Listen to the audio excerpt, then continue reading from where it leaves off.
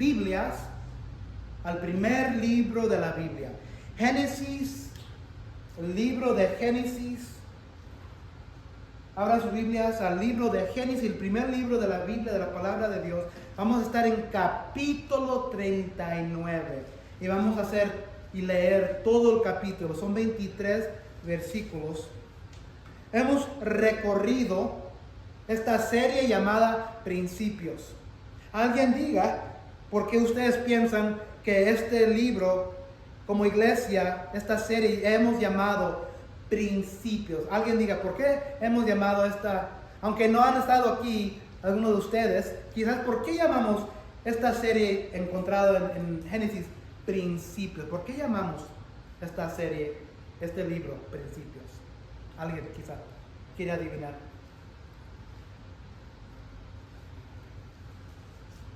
Es el libro que nos enseña donde todo comenzó. El principio de Adán y Eva. Y vamos a hablar un poco más de esto ahorita. Y los principios de la humanidad, de la creación, de todo. De nuestra existencia terrenal. De las bestias, de los animales, de los ríos.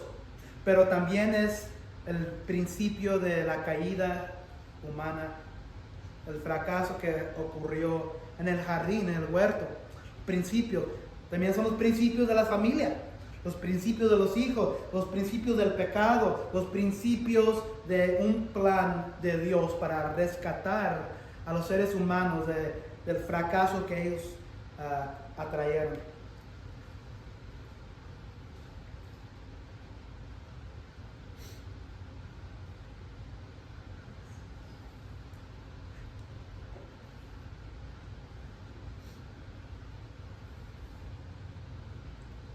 Una pregunta.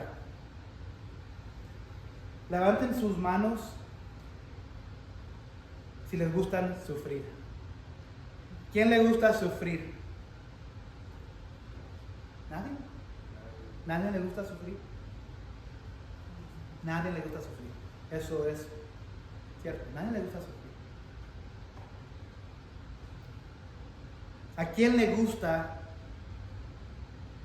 ya sea que seamos bendecidos por medio de Dios, ser gloriosos en sí mismo, ya sea en el trabajo, tener éxito?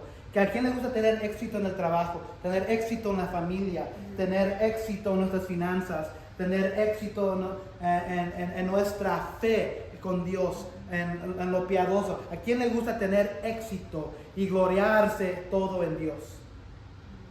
Que levanten sus manos. A todos. Nadie le gusta sufrir. Queremos tener éxito. Queremos vivir una vida exitosa en todo sentido posible. Nuestras familias, nuestros matrimonios, nuestros hijos, nuestros trabajos, las finanzas, nuestras amistades. No nos gusta el conflicto, ¿verdad? No nos gusta el sufrimiento. Entonces tratamos lo mejor posible de evitar el conflicto, pero saben que el conflicto va a venir. Pero saben que hay una conexión entre la gloria y el sufrimiento. Cada uno de ustedes que han sido cambiados por la sangre de Cristo, que han puesto su fe en Cristo, son criaturas nuevas. Son parte del pueblo de Dios, son familia de Dios. Y un día que muéramos, vamos a estar en el cielo con Dios. En vidas transformadas, vidas glorificadas. Vamos a estar en el reino de Dios. Esa es la gloria que nos espera si somos cristianos, si somos hermanos o hermanas en la fe con Cristo. Esa es la gloria que nos espera. Pero aquí está el problema. De aquí a este momento, todavía falta bastante. Esa es la esperanza. Que no muéramos ahorita pronto, pero que vivamos una vida plena, una vida entera. Pero de aquí a ese punto, ese día, ese momento que seamos glorificados en la presencia de Dios,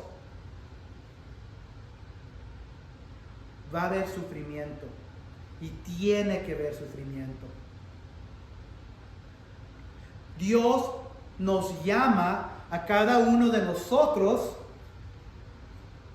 a su gloria, de participar y compartir en esa misma gloria para cada uno de sus hijos y hijas. Él nos llama y nos da esa esperanza para un día que seamos glorificados con Él. Pero aquí está también lo más difícil. Él también nos llama a someternos al sufrimiento. Él nos llama a sufrir. Y eso no es fácil. Queremos la gloria de Dios, queremos el reino de Dios, queremos las bendiciones de Dios, queremos gloriarnos en Dios. Pero también hay momentos que Dios nos llama a someternos al sufrimiento hasta que estemos glorificados en la presencia de Dios. Entonces he titulado este mensaje esto: antes de nuestra futura gloria, Dios nos llama a someternos al sufrimiento y hacerlo bien. Otra manera de decirlo es que nuestra gloria futura llama a su pueblo. Y si tú eres cristiano, hermano o hermana, has puesto tu fe en Cristo, eres parte de la familia de Dios, tú eres el pueblo de Dios. Nuestra gloria futura llama a su pueblo, pero primero nos llama a someternos al sufrimiento. Cambié mi título al último momento en la casa y no lo cambié aquí, pero es casi igual. Nuestra gloria futura llama a su pueblo. Entonces, viviendo como cristianos, la gloria que nos espera nos llama. Esa es la esperanza que tenemos, que un día esa gloria nos vamos a estar ahí. Pero primero nos llama a someternos al sufrimiento. Génesis. Hemos recorrido 38 capítulos, hay 50. Hace como 2 años que comenzamos este libro, desde el principio, Génesis 1. Y he dividido, voy a hacer un resumen breve de todo lo que hemos aprendido. No voy a hablar de los detalles, porque hay muchos detalles en 38 capítulos. La historia primitiva, los primeros 11 capítulos, pero más enfocados en los primeros 2 capítulos, habla de la creación del mundo. En el principio creó Dios los cielos y la tierra. Génesis 1:1.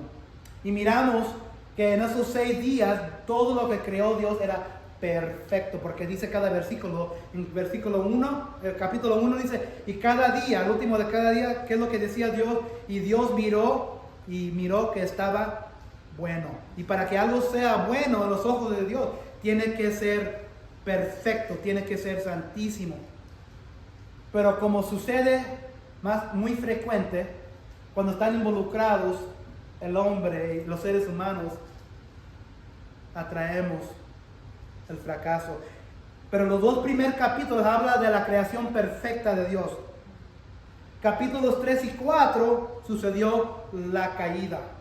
¿Y qué sucedió durante la caída? El serpiente se metió al jardín, al huerto, y se acercó a la mujer. Dios le había dado instrucciones a Adán, porque ¿quién creó Dios primero, al hombre o la mujer? El hombre. Entonces Dios, antes de que la mujer hubiera sacado de la costilla del hombre, le dio instrucciones a él de ciertas cosas, de no comer. Puedes comer de todos los árboles, de todo lo que está aquí, pero no comas de estos 2 árboles, porque el día que tú comas, vas a morir. Ese era el mandato que Dios le había dado a Adán. Después sacó Eva de una costilla de Adán, pero Adán no dio esas instrucciones a su mujer, a su esposa.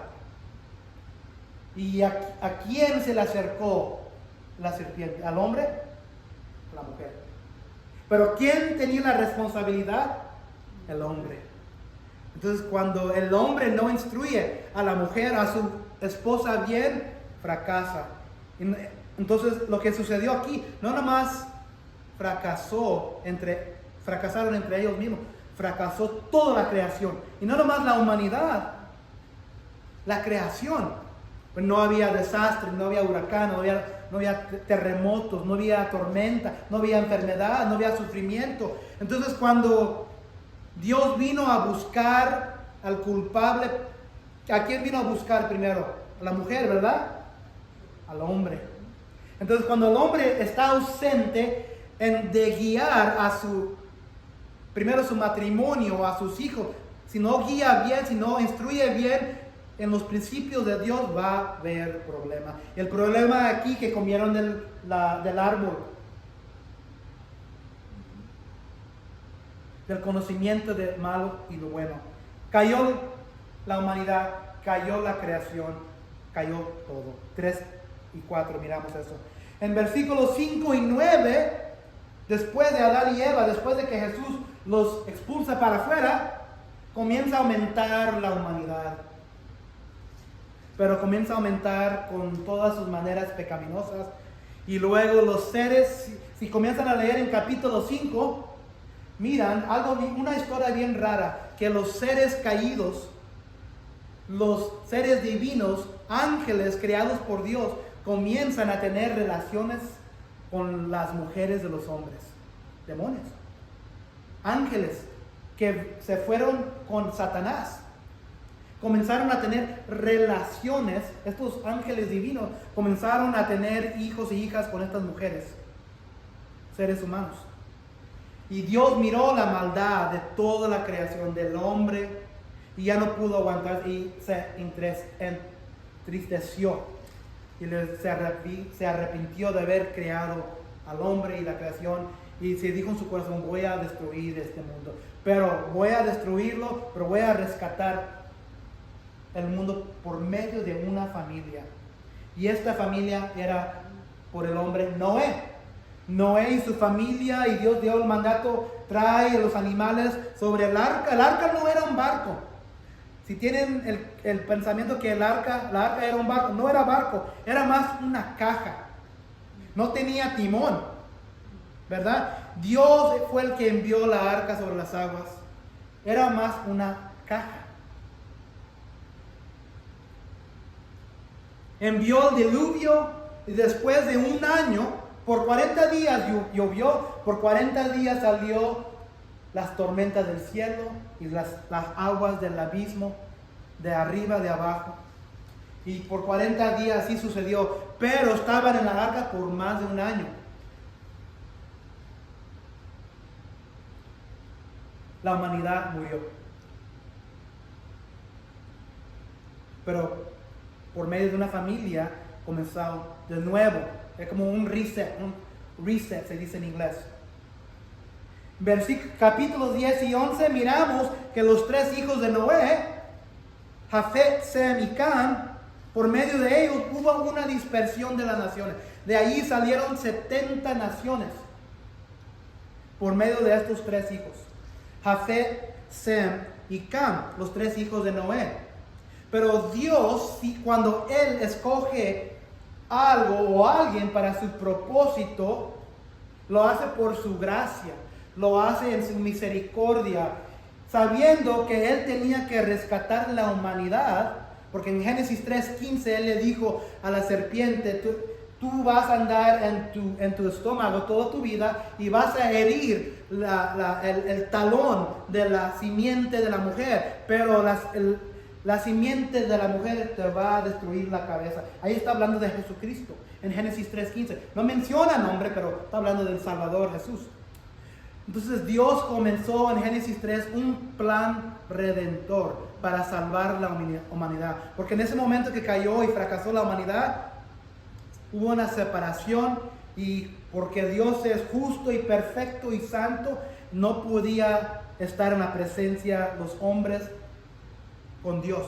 Pero Dios implementó un plan para rescatar, para dejar una posibilidad para cada persona estar en la presencia de Dios de nuevo. Entonces aquí, en capítulos 10 y 11, Dios escoge a uno de los hijos de Noé, Sem. Y por medio de Sem salen varios hijos. Eventualmente sale un hombre llamado Abraham.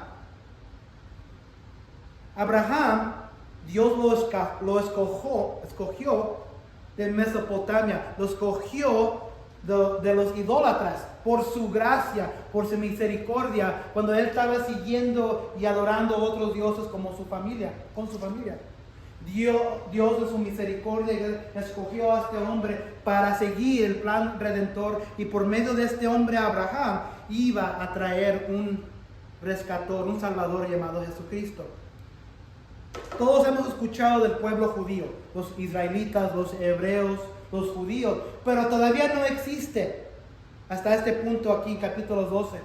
No existía, pero Dios escoge a este hombre Abraham, y por medio de Abraham va a desarrollar el pueblo judío. Abraham tiene 2 hijos, Isaac, y luego Isaac tiene a Jacob. Encontramos y leímos y aprendimos de todas las aventuras, todas las vidas de Abraham, Isaac y Jacob.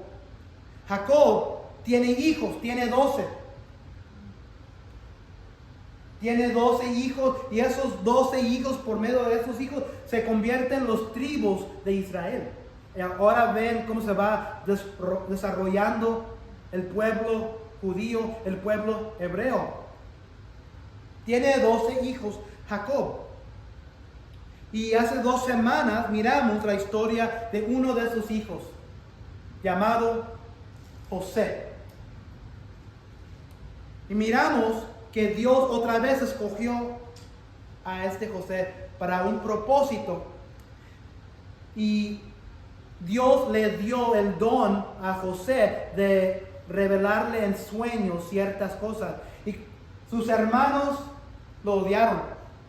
Tenían envidia de él porque su papá Jacob le había dado una túnica de multicolores y adoraba y quería a su hijo José más que los otros.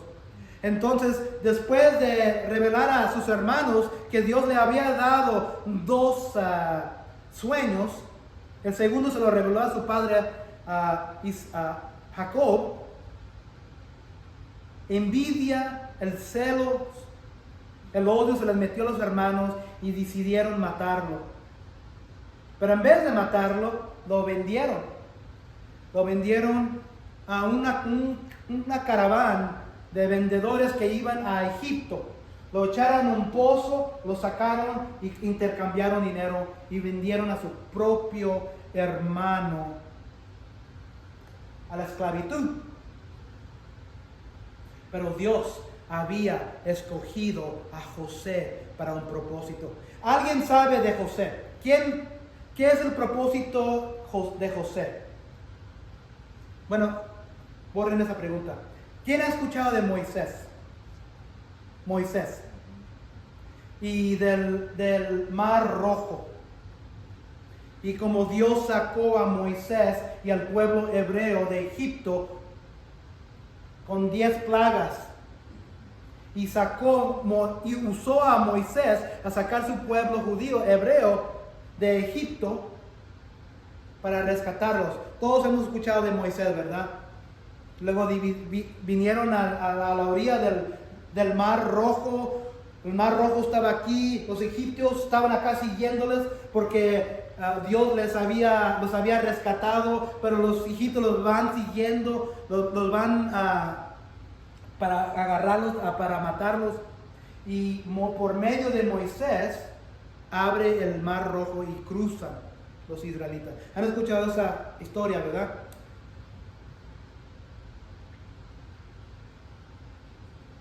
Y hay pueblo ya en ese momento. Pero en este momento todavía no hay pueblo. El papel de José es esto. Por medio de José,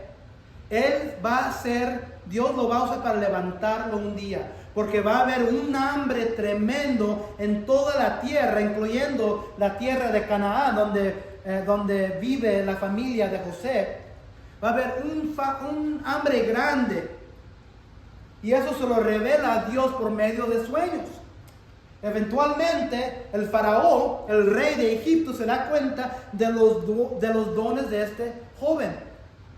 Y va y lo agarra y le pregunta qué significa estos sueños. Eventualmente vamos a aprender más de eso después. Le dice José al faraón, va a haber un hambre grande. Por 7 años va a haber bastante abundancia. Pero por 7 años después va a haber un hambre grande. Entonces, esos eran los sueños revelados. El faraón agradó a Faraón tanto que Faraón se dijo él mismo: no hay nadie mejor equipado para la tarea de agarrar por los primeros 7 años la abundancia de comida que tú, José. Entonces José eventualmente sale de la esclavitud como esclavo,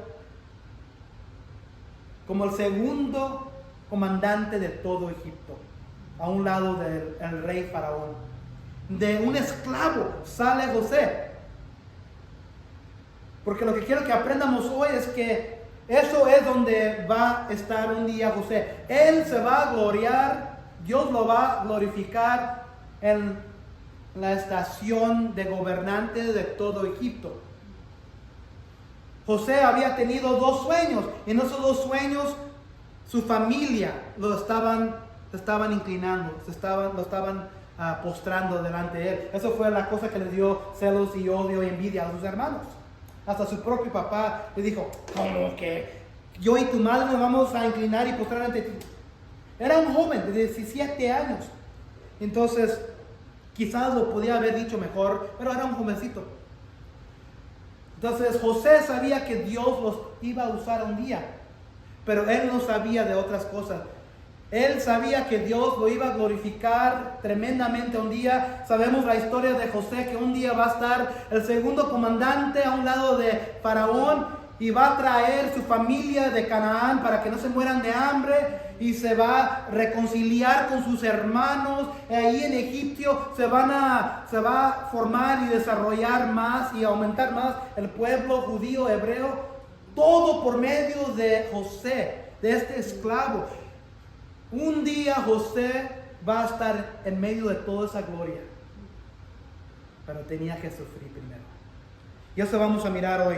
Génesis capítulo 39, 1 a 23. Comenzamos con el primer versículo, pero esto es lo que quiero que miremos.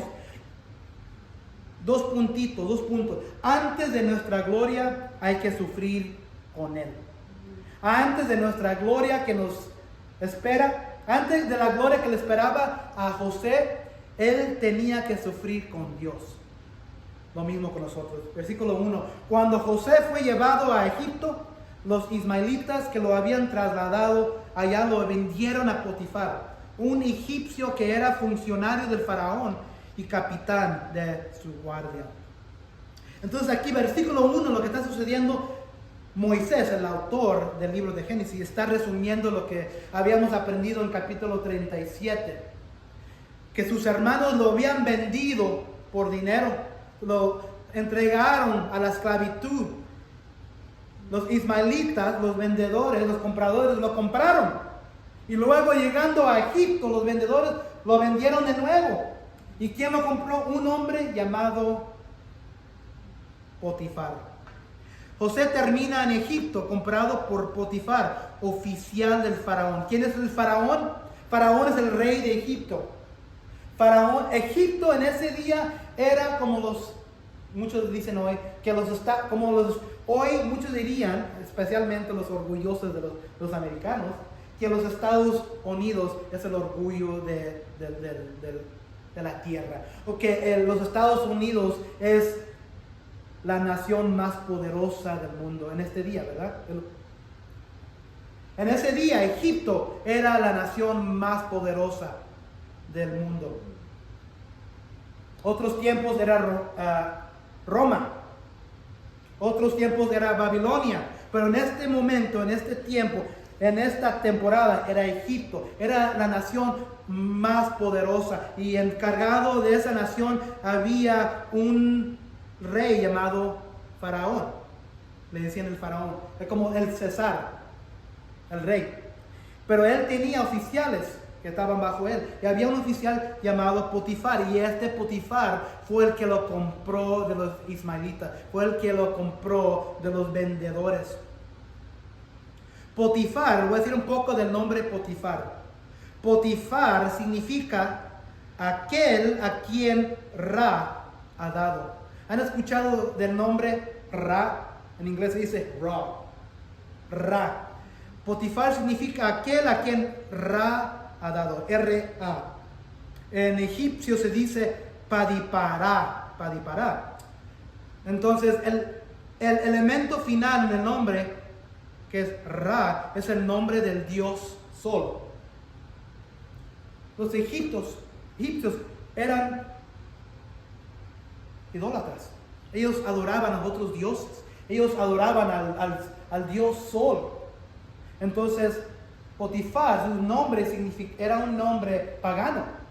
Este pagano fue el que compró a José. Entonces ahora José está bajo Potifar, bajo un pagano. Ra significa su nombre. Versículo 2. Ahora bien, el Señor estaba con José y las cosas le salían muy bien. Quiero que guarden esa frase. El Señor estaba con José. El Señor estaba con José. Esta frase aparece 4 veces en este capítulo. En versículo 2, en versículo 3, en versículo 21 y versículo 23. El Señor nunca abandona a José. El Señor o Dios está presente desde el principio, desde aquí en este momento, en esta historia. El Señor estaba con José. La situación va a cambiar un poco porque ahorita lo que está sucediendo es que las cosas como esclavo le están saliendo bien bajo este mayordomo llamado Potifar. El Señor estaba con José. 4 veces sucede en esta historia. La repetición refuerza la trama providencial, la mano de Dios obrando en todo el trasfondo. Quizás José no lo sentía. Quizás José no sentía la mano de Dios en todo, pero la mano de Dios estaba sobre él. Muchas veces nosotros en nuestras pruebas, en nuestro sufrimiento, en nuestra oscuridad, en nuestras tentaciones, no vemos la mano de Dios. Pero si estamos haciendo y vamos a hacer lo mismo que va a hacer Dios, ahí está presente la presencia de Dios. Ahí está la providencia de Dios. Entonces, la trama providencial, la mano de Dios está obrando en todo el trasfondo aquí de José. ¿Qué sufrimiento, qué prueba, qué oscuridad, qué tentación tienes ahorita en tu vida? Si estás en la voluntad de Dios, si estás obedeciendo a Dios, la providencia de Dios está ahí, aunque no lo puedas ver. La mano de Dios está ahí presente. Está presente contigo en lo bueno y vamos a mirar ahorita que también está presente en lo malo. Versículo 3. Mientras José vivía en la casa de su patrón egipcio, este se dio cuenta de que el Señor estaba con José y lo hacía prosperar en todo.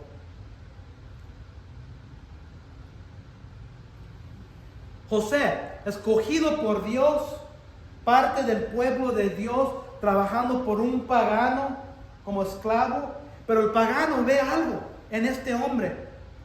Este se dio cuenta que el Señor estaba con José y que lo hacía prosperar en todo. Si tienes trabajo, si tienes empleo, tienes un mayordomo, un gerente, un jefe, ellos pueden mirar la mano de Dios en tu trabajo. Ellos pueden mirar la providencia de Dios, que Dios te está sosteniendo, que Dios te está bendiciendo en tu trabajo, que la mano que todo lo que toca tu mano, tienes éxito en el trabajo. Puede mirar tu mayordomo, el gerente, el jefe, y quizás el gerente, el mayordomo, el encargado no es cristiano, no es parte del pueblo de Dios, pero todavía pueden ver algo diferente, pueden mirar algo diferente de ti. Pueden mirar que tú estás haciendo algo diferente y pueden mirar que sí, eres cristiano y que el Señor está contigo. Puede decir tu mayordomo eso, puede decir tu jefe eso, puede decir el gerente, el manejador, o dice no, es igual que los otros, dice que es cristiano, pero es igual, habla igual, echa maldiciones igual que los otros. se va a salir con los compadres, después a tomar, se sale al baile. No, es igual que los otros. No, es igual. No hay nada diferente. Dice que es cristiano, pero Dios no está con él. El Señor estaba con José y el mayordomo lo miraba y miraba que todo lo que tocaba, en todo era exitoso. Aunque cambió, si se acuerdan, José tenía una túnica de diferentes colores que su papá Jacob le había regalado. Y cuando lo vendieron sus hermanos a los egipcios, le quitaron esa túnica y la derramaron con sangre de un chivo. Maybe put it up a little bit. En libro no más. Esa túnica representaba que el padre había escogido a este hijo como su favorito. Igual, Dios el Padre le había dado una vestidura a su Hijo Jesucristo, la túnica de representarlo en este mundo cuando vino a este mundo. Pero le quitaron esa túnica a José. Pero aquí es la cosa.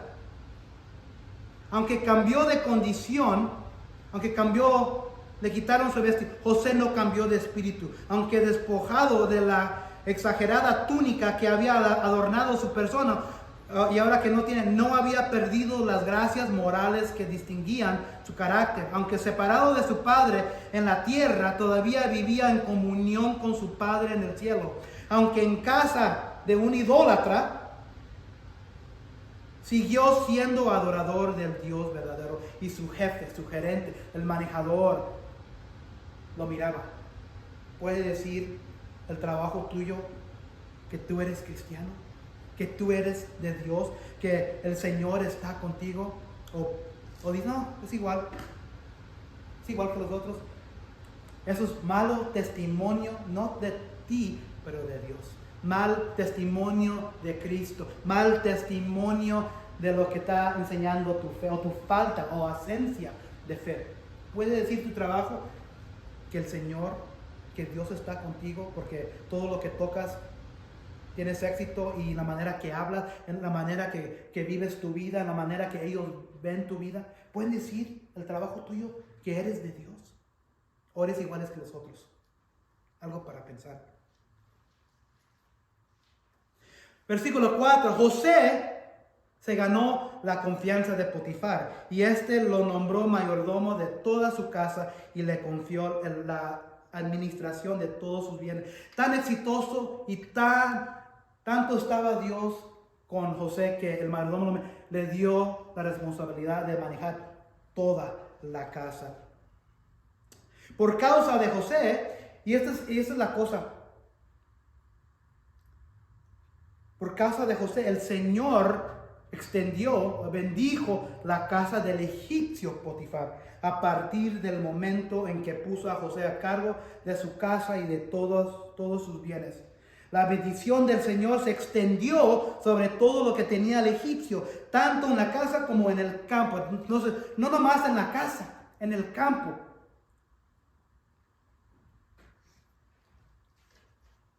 Por esto Potifar dejó todo a cargo de José, y tan solo se preocupaba por lo que tenía que comer.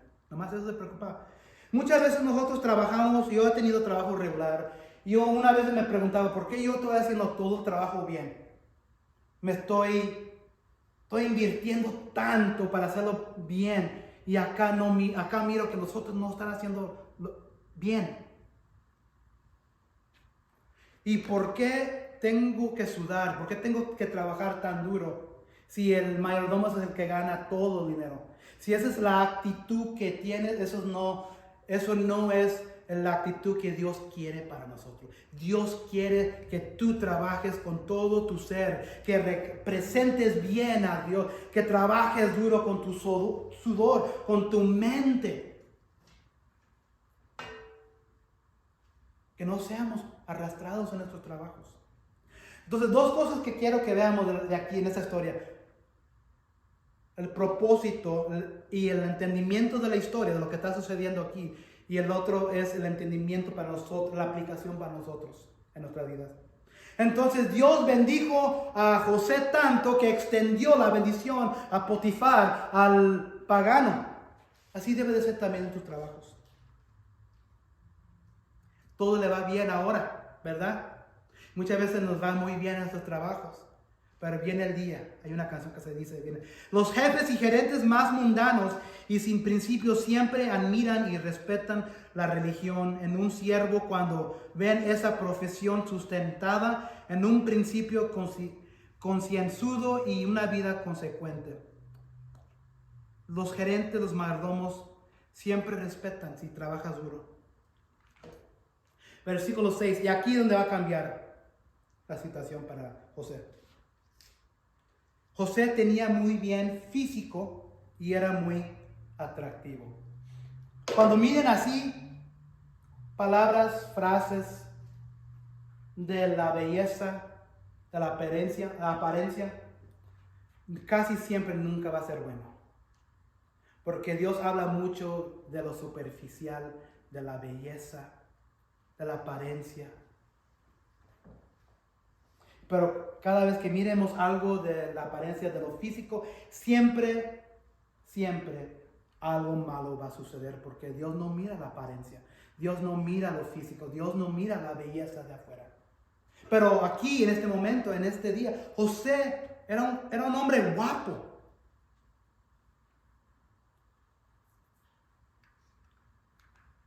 Después de algún tiempo,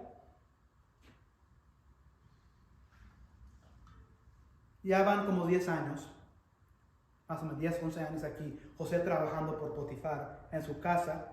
Después de algún tiempo, la esposa de su patrón empezó a echarle el ojo y le propuso, acuéstate conmigo. Acuéstate conmigo, le dijo la esposa del patrón a José. Entonces aquí entra ahora la prueba para José. Aquí entonces entra la tentación para José.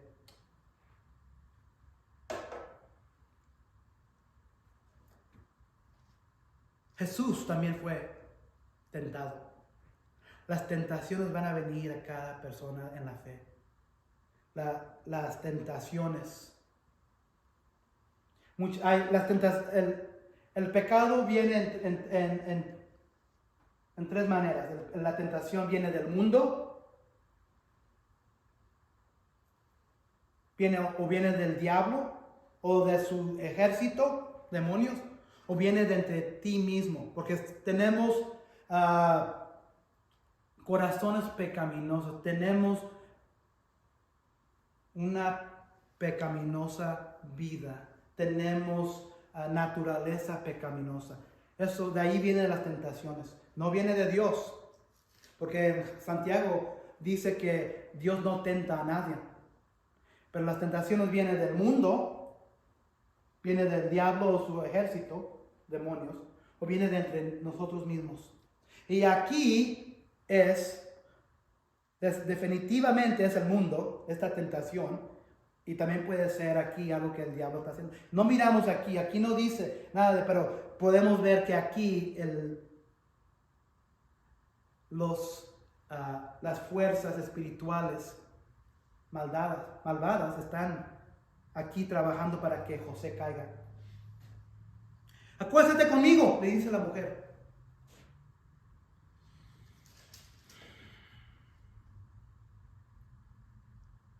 Esta mujer es una pagana. Hay tentaciones en el trabajo. Si eres casado o casada y crees que la tentación así no te puede pasar en el trabajo, estás bien equivocado. Entonces, si eres esposa o esposo de alguien que trabaja en el trabajo o ambos trabajan, hay que orar por tu cónyuge, porque las tentaciones están ahí. Cada uno de nosotros estamos casados. Si crees, bueno, yo estoy feo, ¿no? A mí no me va a suceder, te aseguro. Para cada feíto hay alguien que no. Pero hay tentaciones, hay que orar por tu cónyuge, tu esposo, tu esposa en el trabajo, porque aún en el trabajo te puede entrar la tentación y puedes caer. Y puedes fracasar todo lo que has trabajado. Puede fracasar tu matrimonio, tu familia, tus hijos. Así es como sucede. En lo escondido, donde no se ve. Su esposa trata de acostarse con él, de seducir a este hombre piadoso. Versículo 8, pero José no quiso saber nada, sino que le contestó: mire señora, mi patrón ya no tiene que preocuparse de nada en la casa, porque todo lo ha confiado a mí. En esta casa no hay nadie más importante que yo. Mi patrón no me ha negado nada, excepto meterme con usted, que es su esposa. ¿Cómo podría yo cometer tal maldad y pecar así contra Dios? José tiene la oportunidad. José sabe que hay un propósito grande para él. Todavía no sabe qué es ese propósito. Ya ha tenido 2 sueños donde muchos están postrando, donde él no sabe los detalles, pero él sabe, como digo en versículo 1 y 2, el Señor está con él. El Señor está con él. Entonces, cuando esto sucede con la esposa de Potifar, él no se olvida que Dios está con él.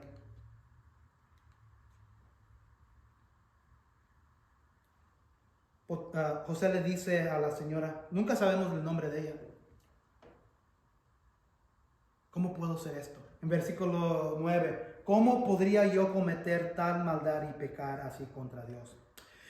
En 2 Samuel, capítulo 12, versículo 13, si saben un poco del rey David, no estoy hablando de las maneritas, del rey David,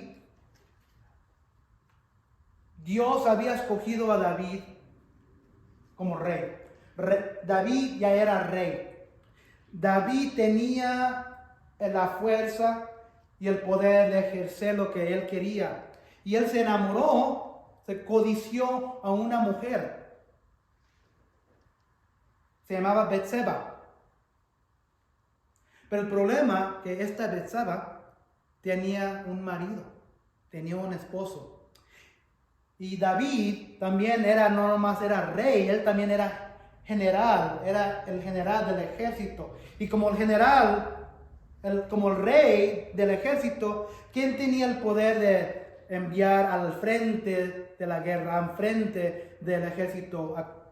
Él tenía el poder de enviar a cualquier persona enfrente. Tanto estaba enamorado de Betseba, sabiendo que estaba casada, envió al marido de ella, se acostó con ella primero, luego envió al marido de ella al frente de la guerra. ¿Y qué es lo que piensa que sucedió? Lo mataron. David no pensaba que nadie se iba a dar cuenta que era un adultero, pero el profeta Natán supo, y Natán lo confrontó y le dijo: esto es lo que Dios ha revelado. Pero fíjate lo que dice el rey David. ¿Cómo fue posible que... ¿sabes qué? Era tan feo.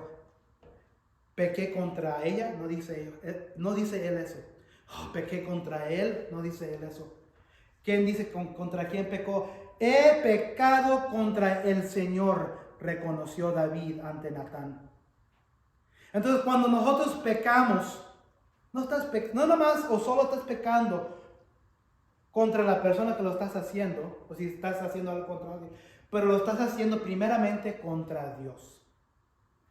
Estás en rebelión contra Dios. Y aquí, y también en Salmo 51:4, es un salmo de David, dice lo mismo: contra ti solo he pecado y he hecho la malo delante de tus ojos. Cuando tú pecas, cuando caes en pecado, estás en rebelión contra Dios primero.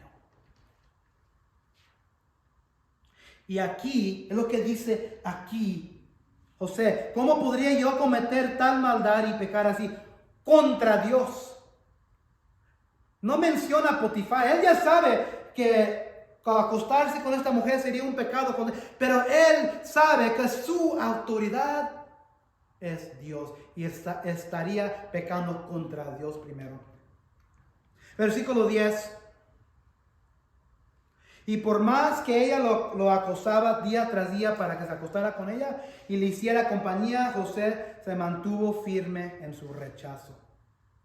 Día tras día tras día, esta mujer trató de seducir a José. José siempre se mantenía firme en Dios.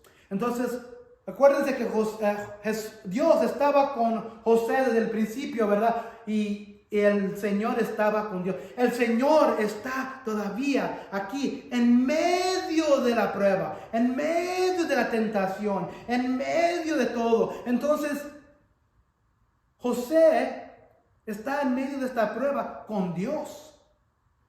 José no está solo, pero Dios no lo sacó de la prueba, no lo sacó de la tentación, lo permitió, pero Dios todavía está allí con José.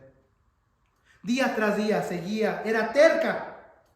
La segunda cosa que vamos a mirar antes de nuestra gloria que sigue, porque José sabe que un día él va a ser glorificado como rey. Él no sabe los detalles, pero Dios lo sabe. Él sabe que Dios lo está usando para algo grande. Pero antes de que llegue a esa gloria, también tiene que sufrir piadosamente. Otra manera de decir esto, antes de nuestra gloria que nos sigue a nosotros como cristianos en la vida que viene, debemos de sufrir bien. ¿Qué significa sufrir bien? Todos sufrimos. Todos sufrimos. Pero aquí está el problema, muchos no sufren bien. Muchos sufren en una manera que no es piadosa, en una manera que no es de Dios. Mucha gente que sufre, especialmente los que no tienen a Cristo en su vida, sufren y culpan, tienen temor, tienen ansiedad, tienen preocupación. Eso no es sufrir bien. Entonces, antes de nuestra gloria, debemos sufrir bien. Fíjense el versículo 11. Un día, todavía sigue adelante, día 3, en un momento en que todo el personal de servicio se encontraba ausente. Entonces, un día donde no hay nada.